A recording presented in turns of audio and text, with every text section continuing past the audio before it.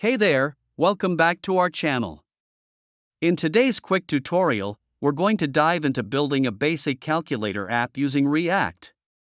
We'll explore the key components and how they interact with the app state. Let's get started.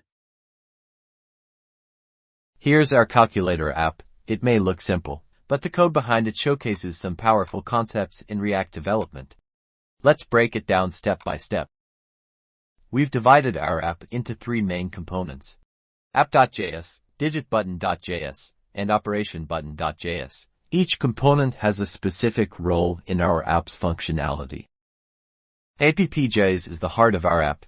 It manages the overall state using the useReducer hook, which allows us to handle various actions in a predictable way. Next, we have DigitButton.js. This component handles inputting digits. When a digit button is clicked, it dispatches an action to the reducer, updating the current operand in the state. Moving on to OperationButton.js.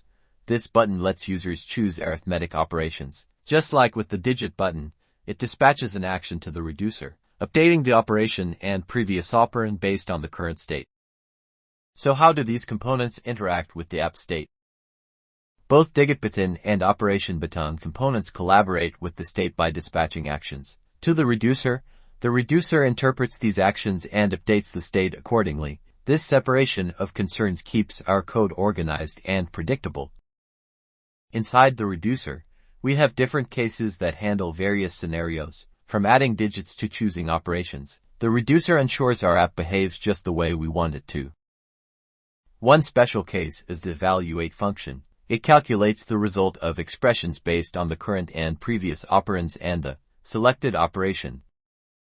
The use of useReducer brings several benefits. It makes state changes predictable, keeps our codebase organized, and simplifies debugging. And there you have it.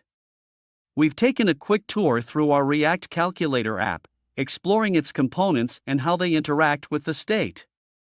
If you found this tutorial helpful, be sure to give it a thumbs up and consider subscribing for more React tips and tricks.